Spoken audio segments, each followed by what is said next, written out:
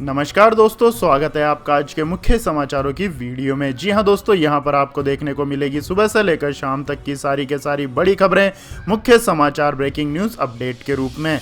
तो दोस्तों आपसे रिक्वेस्ट है इस वीडियो को ज़्यादा से ज़्यादा लाइक और शेयर करें। तो दोस्तों जान लेते हैं आज की पहली बड़ी खबर। महाराष्ट्र में आज रात 8 बजे से सख्त पाबंदियां लागू, सीएम उद्धव ठाकरे ने किया ऐलान। जी हां दोस्तों, महाराष्ट्र में कोरोना का कहर जारी है। महाराष्ट्र में कोरोना के 51,751 नए मामले दर्ज किए गए हैं। इसके अलावा राज्य में पिछले 24 घंटों में कोरोना के चलते 258 लोगों की भी मौत हुई है। महाराष्ट्र में कोरोना मृत्यु दर 1.68% हो गई है। यहाँ फिलहाल 32,75,224 लोग होम क्वारंटाइन है और 29,399 इंस्टीट्यूशन क्वारंटीन में है। सीएम उद्धव ठाकरे ने ऐलान किया है कि महाराष्ट्र में आज रात 8 बजे से सख्त पाबंदियां लागू होंगी और आज से ब्रेक द चेन अभियान शुरू होगा। महाराष्ट्र में जरूरी सेवाएं छोड़कर सभी सेवाओं पर रोक लगा दी गई है। सीएम उद्धव ठाकरे ने कहा है कि 15 दिन तक केवल जरूरी सेवाएं जारी रहेंगी, बिना जरूरत कहीं भी आना जाना बंद रहेगा। पूरे राज्य में धारा 144 लागू रहेगी। बेवजह घर से निकलने पर बैन रहेगा। लोकल और अन्य बसें चलती रहेंगी। ऑटो और टैक्सी की सेवाएं भी जारी रहेंगी। बैंकों में कामकाज जारी रहेगा। इसी के साथ ही दोस्तों उन्होंने कहा कि महाराष्ट्र में ऑक्सीजन की किल्लत है। ऐसे में केंद्र सरकार सड़क के रास्ते के साथ साथ हवाई रास्ते से भी महाराष्ट्र में ऑक्सीजन भेजे और उन्होंने पीएम मोदी से उद्योगों की मदद करने को कहा। उन्होंने पीएम मोदी से वायुसेना के इस्तेमाल की भी अपील की। उन्होंने कहा कि वैक्सीनेशन की प्रक्रिया और तेज करनी होगी। कोरोना वैक्सीनेशन से आने वाली लहर कमजोर होगी। सीएम उद्धव ठाकरे ने जीएसटी रिटर्न टालने और ब्रिटेन मॉडल अपनाने की बात कही है। इसके बाद दोस्तों जान लेते हैं अगली बड़ी खबर। ममता ने खुद को बताया स्ट्रीट फाइटर, बोली बीजेपी के पास पैसा है लेकिन वो हारेगी। जी हां दोस्तों, पश्चिम बंगाल की मुख्यमंत्री ममता बनर्जी ने खुद को स्ट्रीट फाइटर बताते हुए दावा किया है कि बीजेपी के पास पैसा है लेकिन वो चुनाव हारेगी। चुनाव आयोग द्वारा 24 घंटे का बैन लगाए जाने के विरोध में ममता बनर्जी ने धरना दिया। धरने के बाद उन्होंने कहा कि मैं बीजेपी से कहना चाहती हूं कि आपके पास पैसा, होटल्स और सभी एजेंसियां हैं, लेकिन फिर भी आप हारेंगी क्योंकि मैं स्ट्रीट फाइटर हूं। मैं सीधे युद्ध क्षेत्र में लड़ती हूं। धरने के बाद बारासात में एक रैली को संबोधित करते हुए उन्होंने कहा कि हम पश्चिम बंगाल को गुजरात नहीं बनने देंगे। इससे पहले मंगलवार को ममता बनर्जी ने धरने के दौरान विरोध स्वरूप काली शॉल भी ओढ़े रखी थी। इसके साथ ही वह वहां पेंटिंग भी कर रही थी। धरने के दौरान ममता बनर्जी ने पेंटिंग बनाई और उन्हें लोगों को दिखाया। ममता बनर्जी पिछले महीने चोटिल होने के कारण व्हीलचेयर पर बैठकर सुबह करीब 11:40 पर यहां मायो सड़क पहुंची और उन्होंने परिसर में महात्मा गांधी की प्रतिमा के निकट बैठकर धरना शुरू किया। इस दौरान तृणमूल के किसी नेता या समर्थक को उनके पास नहीं देखा गया। इस संबंध में सवाल किए जाने पर तृणमूल के एक वरिष्ठ नेता ने कहा, प्रदर्शन स्थल के निकट किसी पार्टी नेता को जाने की अनुमति नहीं है। इसके बाद दोस्तों जान लेते हैं अगली खबर। मऊ कोर्ट में मुख्तार अंसारी की वर्चुअल पेशी, बाहुबली ने तकिया कूलर समेत मांगी कई सुविधाएं। जी हां दोस्तों, उत्तर प्रदेश के बाहुबली विधायक मुख्तार अंसारी की मऊ गैंगस्टर कोर्ट में वीडियो कॉन्फ्रेंसिंग के जरिए पेशी हुई, जिसमें अभियोजन पक्ष की मुख्तार अंसारी को व्यक्तिगत रूप से पेश करने की मांग को कोर्ट ने खारिज कर दिया और मुख्तार अंसारी को 60 दिनों का जुडिशियल रिमांड दे दिया है। अब इस मामले की अगली सुनवाई 11 जून 2021 को होगी। मऊ गैंगस्टर कोर्ट में वीडियो कॉन्फ्रेंसिंग के जरिए पेशी के दौरान विधायक मुख्तार अंसारी ने कोर्ट से कहा कि उसे जेल मैनुअल के हिसाब सुविधा उपलब्ध नहीं कराई जा रही है। मुख्तार अंसारी ने अदालत से मांग करते हुए कहा कि चिकित्सीय परीक्षण के अनुसार उनके लिए तकिया, हाई बेड, कुर्सी, कूलर और फिजियोथेरेपी की व्यवस्था की जाए। मुख्तार अंसारी की मांग सुनने के बाद मऊ की गैंगस्टर कोर्ट ने बांदा जेल के अधिकारियों को आदेशित करते हुए कहा कि जेल मैनुअल के अनुसार मुख्तार अंसारी के लिए व्यवस्था की जाए। इसके बाद दोस्तों जान लेते हैं अगली बड़ी खबर। दिल्ली में पिछले 24 घंटों में कोरोना के 13,468 नए मामले, एक दिन में अब तक का सबसे बड़ा उछाल। जी हां दोस्तों, देश की राजधानी दिल्ली भी कोरोना वायरस संक्रमण की इस दूसरी लहर में बेहाल है और यहां भी हर दिन नए मरीजों के रिकॉर्ड मामले सामने आ रहे हैं। पिछले 24 घंटों में यहां 13,468 नए संक्रमित मिले हैं, जो कि एक दिन में अब तक का सबसे बड़ा उछाल है। इसके साथ ही यहां संक्रमितों की कुल संख्या बढ़कर 7,50,156 हो गई है। पिछले 24 घंटों में 81 मरीजों की मौत भी इस जानलेवा वायरस के संक्रमण से हो गई है, जो कि 3 दिसंबर के बाद सबसे ज्यादा मृतकों की संख्या है। 3 दिसंबर को 82 मरीजों की मौत हुई थी। दिल्ली में कोरोना से मरने वालों का आंकड़ा बढ़कर 11,436 हो गया है। इस दौरान 7,972 मरीज ठीक भी हुए हैं, जिन्हें मिलाकर अब तक कुल 6,95,210 लोग संक्रमण से मुक्त हो चुके हैं। इसके बाद दोस्तों जान लेते हैं अगली बड़ी खबर। अमेरिकी साइंटिस्ट ने तैयार की अनोखी माइक्रोचिप, जो सिम्टम्स आने से पहले ही देगी कोरोना की जानकारी। जी हां दोस्तों, पेंटागन के वैज्ञानिकों ने एक ऐसी माइक्रोचिप बनाई है जो कोरोना के लक्षण दिखाई देने से पहले ही उसका पता लगा लेगी। कहने का मतलब है कि यह चिप संबंधित व्यक्ति को पहले ही अलर्ट कर देगी कि वो कोरोना संक्रमित हो सकता है।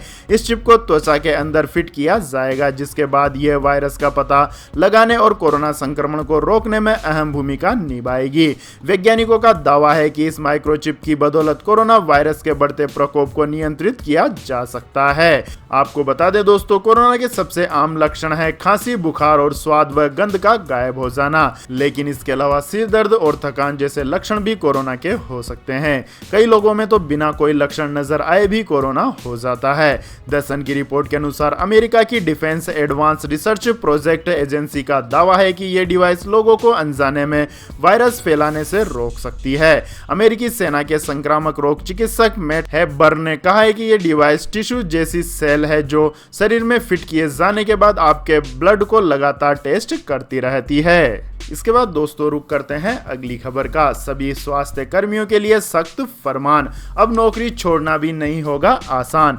जी हां दोस्तों, उत्तर प्रदेश की राजधानी लखनऊ के लोगों के लिए बड़ी राहत भरी खबर है। सरकारी अस्पताल हो या निजी अस्पताल, कोई भी आपको इलाज के लिए मना नहीं कर सकेगा। साथ ही अगर प्राइवेट या सरकारी किसी भी अस्पताल का कोई स्वास्थ्य कर्मी इस कोरोना काल में छुट्टी लेना या नौकरी छोड़ना चाहता है तो भी इसके लिए उसे सीएमओ की इजाजत लेनी होगी।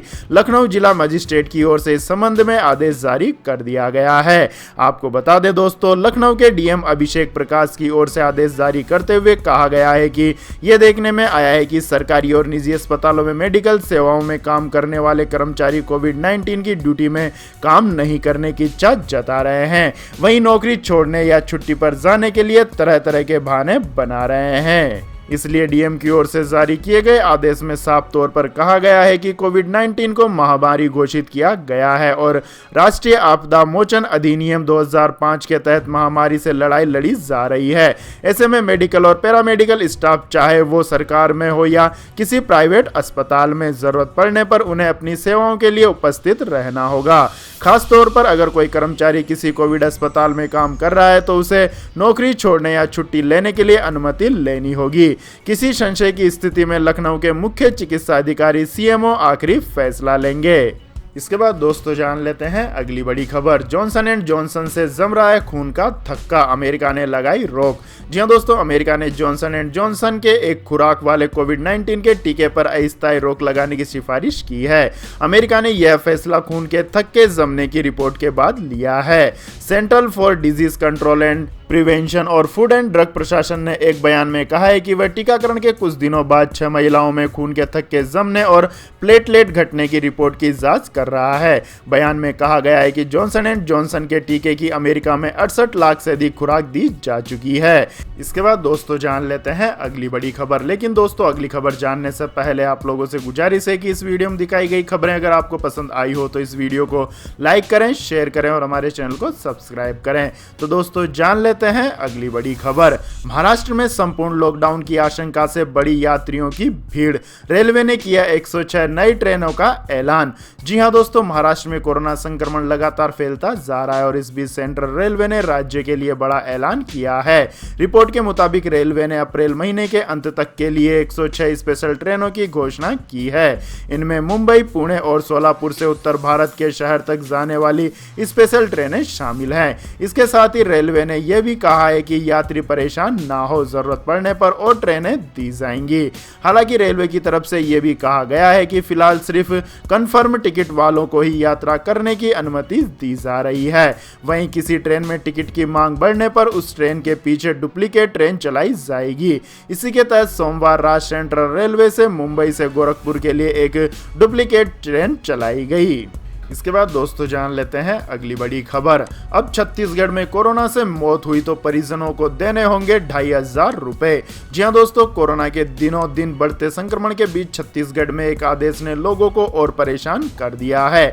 आदेश के अनुसार यदि किसी व्यक्ति की मौत कोरोना संक्रमण से होती है तो उसके परिजनों को 2500 रुपए देने होंगे। ये रुपए शव के स्टोरेज और कैरेज के नाम पर वसूले जा रहे हैं। इसके लिए बाकायदा स्वास्थ्य विभाग के वर सचिव ने आदेश भी जारी कर दिया है। इस आदेश के साथ ही स्थानीय लोगों के साथ ही बीजेपी ने भी विरोध दर्ज करवाया है। सरकार के इस फैसले के खिलाफ बीजेपी ने राजभवन में आपत्ति दर्ज कराई है। इससे पहले छत्तीसगढ़ सरकार ने सोमवार को एक आदेश जारी कर निजी अस्पतालों में कोविड-19 मरीजों के इलाज के लिए नई दरें निर्धारित कर दी थी।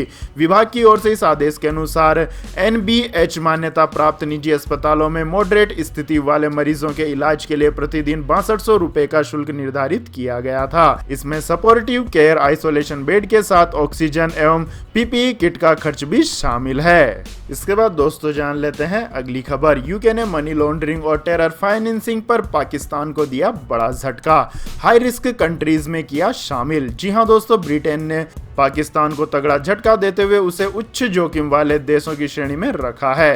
यूनाइटेड किंगडम ने अपने मनी लॉन्ड्रिंग, टेरर फाइनेंसिंग से जुड़े नियमों में संशोधन किया है, जिसके तहत उन देशों की सूची तैयार की गई है जहां मनी लॉन्ड्रिंग, टेरर फाइनेंसिंग का सबसे ज्यादा खतरा है। इस सूची में उत्तर Korea, Syria, Zimbabwe, Syria, Yemen के साथ पाकिस्तान को भी जगह मिली है।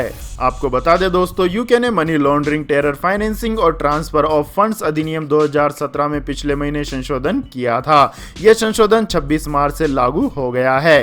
ब्रिटेन ने इस संशोधन के जरिए यह साफ कर दिया है कि उसकी नजर में भी पाकिस्तान आतंकवाद को वित्त पोषित करने वाले देशों में शुमार है। यूके के इस कदम से अंतर्राष्ट्रीय स्तर पर इमरान खान के नए पाकिस्तान की छवि प्रभावित होना लाजमी है। इसके बाद दोस्तों जान लेते हैं अगली बड़ी खबर। यूरोप में होने वाला है युद्ध, रूस ने यूक्रेन की सरहद पर तैनात किए 80,000 सैनिक। जी हां दोस्तों, रूस और पश्चिमी देशों में फिर से तनाव की स्थिति बन गई है। एक बार फिर से यूक्रेन की वजह से दोनों पक्ष आमने सामने आ सकते हैं। दरअसल पूरे यूरोप के जोनवास इलाके में रूस ने अपनी सेना की तैनाती बढ़ा दी है। माना जा रहा है कि यूक्रेन के क्रीमिया समेत अन्य विद्रोही इलाकों में रूस ने अपने समर्थकों के समर्थन में ये सेना भेजी है, जो जरूरत पड़ने पर यूक्रेन के अंदर घुसकर हमला कर सकती है। रूस ने अपने हजारों टैंक और 80,000 सैनिकों को क्रीमिया, डोनेट्स्क और लुहांस्क से लगते इलाकों में भेजा गया है। सैटेलाइट से मिली तस्वीरों के मुताबिक इन क्षेत्रों में रूस ने अपने टैंक, बख्तरबंद गाड़ियों की ऐसी फौज भेजी है जो एक इशारा मिलने पर यूक्रेन को तबाह कर सकती है। हालांकि रूस से बचाव के लिए यूक्रेन ने अपनी तैयारियों को तेज कर दिया है। आपको बता दें दोस्तों, यूक्रेन नाटो गठबंधन का हिस्सा है। नाटो गठबंधन में अमेरिका, फ्रांस, इंग्लैंड समेत दुनिया के 35 देश आते हैं। नाटो ने भी यूक्रेन को सुरक्षा का आश्वासन दिया है। इसके लिए यूक्रेन के विदेश मंत्री ने नाटो हेडक्वार्टर में नाटो के सेक्रेटरी जनरल जेंस स्टोल्टेनबर्ग से मुलाकात की है। दोनों ने ब्रुसेल्स में एक साझा प्रेस कॉन्फ्रेंस को भी संबोधित किया और नाटो गठबंधन ने कहा है कि यूक्रेन की सुरक्षा के लिए हर संभव कदम उठाए जाएंगे। इसके बाद दोस्तों जानते हैं अगली बड़ी खबर। रोजा न रखने वालों के लिए दुबई का बड़ा ऐलान, सालों पुराना नियम बदला। जी हां दोस्तों, दुबई में लंबे समय से चली आ रही एक नियम को इस बार बदल दिया गया है। इस बार रमजान में रोजा न रखने वालों के लिए यह बदलाव अहम है। अब रमजान के दौरान दुबई में रेस्तरां पर्दों से ढके नहीं दिखेंगे। दरअसल आपकी जानकारी के लिए बता दें दोस्तों, रमजान के दौरान दुबई में सभी रेस्तराओं को दिन के वक्त पर्दों से ढकने का नियम रहा है। ऐसा करने के पीछे पीछे तर्क था कि रोजा रखने वाले लोगों की नजर रेस्तरां में परोसे जा रहे खाने पर ना पड़े। इस बार इस नियम को बदल दिया गया है। अब रमजान के दौरान रेस्तरां पर्दों से ढके नहीं जाएंगे बल्कि सामान्य दिनों की तरह ही चलेंगे। इसके बाद दोस्तों जान लेते हैं आज के मौसम अपडेट्स। तो दोस्तों आने वाले 24 घंटों के दौरान केरल, तटीय कर्नाटक और आंतरिक और दक्षिणी तमिलनाडु के कुछ हिस्सों में हल्की से मध्यम बारिश और गरज के साथ बौछारें पड़ने का अनुमान है। अरुणाचल प्रदेश, दक्षिणी मध्य महाराष्ट्र, अंडमान और निकोबार द्वीप समूह पर हल्की से मध्यम बारिश के साथ एक दो जगहों पर तेज बौछारें गिर सकती है। तेलंगाना और तटीय आंध्र प्रदेश में भी एक दो स्थानों पर बारिश की संभावना है। जम्मू कश्मीर, गिलगित बल्टिस्तान और मुजफ्फराबाद में हल्की से मध्यम बारिश हो सकती है तथा ऊंची पहाड़ियों पर हल्की बर्फबारी के भी आसार है। वहीं हिमाचल प्रदेश, उत्तराखंड, दक्षिणी छत्तीसगढ़, तेलंगाना और मराठवाड़ा में एक दो स्थानों पर हल्की बारिश हो सकती है, जबकि तेलंगाना और आंतरिक कर्नाटक में कल से बारिश की तीव्रता बढ़ जाएगी। इसके बाद दोस्तों जानते हैं गोल्ड सिल्वर प्राइस टुडे। जी हां दोस्तों, सोने और चांदी की कीमतों में और गिरावट आई है। HDFC सिक्योरिटीज के अनुसार मंगलवार को राष्ट्रीय राजधानी दिल्ली में सोना 130 रुपए घटकर 46,093 रुपए प्रति 10 ग्राम पर आ गया है। पिछले कारोबारी दिन ये 46,223 रुपए प्रति 10 ग्राम पर बंद हुआ था। वहीं चांदी 305 रुपए लुढ़क कर 66,040 रुपए प्रति किलोग्राम पर आ गई है। सोमवार को यह 66,345 रुपए प्रति किलोग्राम पर बंद हुई थी, जबकि वायदा बाजार में दोनों की कीमतों में बढ़ोतरी हुई है। उधर अंतर्राष्ट्रीय बाजार में सोना गिरावट के साथ 1726 अमेरिकी डॉलर प्रति औंस और चांदी 24.89 डॉलर प्रति औंस पर सपाट रही। इसके बाद दोस्तों जान लेते हैं अगली बड़ी खबर। बड़े संघर्ष की ओर बढ़ रहा है म्यांमार, UN मानवाधिकार प्रमुख ने जताई आशंका। जी हां दोस्तों, संयुक्त राष्ट्र मानवाधिकार प्रमुख ने म्यांमार में मानवता के खिलाफ अपराध को लेकर चेताया है। उन्होंने मंगलवार को कहा कि ऐसा लगता है कि यह सीरिया की तरफ बहुत बड़े संघर्ष की ओर बढ़ रहा है। मिशेल बेचलेट ने एक बयान में कहा कि म्यांमार की स्थिति को लेकर मुझे डर सता रहा है। यह पूर्ण संघर्ष की ओर बढ़ रहा है। देश के उस तरह की भयावह गलतियां नहीं करनी चाहिए जिस तरह की पूर्व में सीरिया और अन्य किसी जगह पर की गई है। आपको बता दें दोस्तों, म्यांमार की सेना ने 1 फरवरी को तख्ता पलट किया था और 1 साल के लिए सत्ता अपने हाथ में ले ली है। सेना ने म्यांमार की नेता आंग सान सूची और राष्ट्रपति यू विन मिंट समेत शीर्ष राजनीतिक शख्सियतों को हिरासत में ले लिया है। तख्ता पलट के बाद देश भर में प्रदर्शन का दौर जारी है, जिसमें सैनिकों की कार्रवाई में सैकड़ों लोग मारे जा रहे हैं। म्यांमार के हालात को लेकर संयुक्त राष्ट्र सुरक्षा परिषद भी चिंतित है। म्यांमार में लोकतंत्र के समर्थन में निकाली गई रैलियों के खिलाफ जुंटा शासन ने निर्दयता पूर्वक कार्रवाई की और इस दौरान कई लोगों को जान गंवानी पड़ी है। इसके बाद दोस्तों जान लेते हैं अगली खबर। कोविड-19 वैक्सीन लगाओ, FD पर ज्यादा ब्याज पाओ, सेंट्रल बैंक ने शुरू की नई स्कीम। जी हां दोस्तों, अगर आप भी बैंक की फिक्स डिपॉजिट में पैसे रखते हैं तो आपके पास मौका है ज्यादा कमाई करने का। बस आपको कोरोना की वैक्सीन लगवानी है। अगर आपने कोरोना की वैक्सीन लगवा ली है तो आपको FD पर ज्यादा ब्याज मिलेगा। जी दोस्तों, सरकारी bank central bank of India ने एक नए ऑफर की पेशकश की है, जिसमें उन लोगों को फिक्स डिपॉजिट पर 25 बेसिस पॉइंट ज्यादा ब्याज दिया जाएगा जिन्होंने कोरोना वैक्सीन लगवा ली है। बुजुर्गों यानी सीनियर सिटीजन्स को इसके ऊपर अलग से 25 बेसिस पॉइंट दिया जाएगा, यानी उन्हें 50 बेसिस पॉइंट ज्यादा ब्याज मिलेगा। सेंट्रल बैंक ऑफ इंडिया की ओर से जारी एक प्रेस रिलीज में बताया गया है कि वैक्सीनेशन को बढ़ावा देने के लिए बैंक एक special deposit scheme, immune India deposit scheme लेकर आया है। ये स्कीम 1111 दिनों के लिए है, जिस पर उन लोगों को जिन्होंने वैक्सीन लगवा ली है उन्हें सामान्य FD दरों से 25 बेसिस पॉइंट ज्यादा ब्याज मिलेगा। तो यह थी दोस्तों आज की सभी महत्वपूर्ण बड़ी खबरें। और दोस्तों बारी आती है आज के माइंड किच क्वेश्चन की, जिसका जवाब देकर आप बन सकते हैं एक शानदार उपहार के विजेता। तो दोस्तों आज का सवाल है, भारत में चाय का उत्पादन सबसे अधिक किस राज्य में होता है? जी हां दोस्तों, अगर आपको इस सवाल का जवाब आता है तो तुरंत कमेंट सेक्शन में लिख दीजिए। इस वीडियो को लाइक कीजिए, शेयर कीजिए और हमारे चैनल को सब्सक्राइब करके बेल आइकन का बटन भी दबा लें। धन्यवाद। जय हिंद, जय भारत, वंदे मातरम।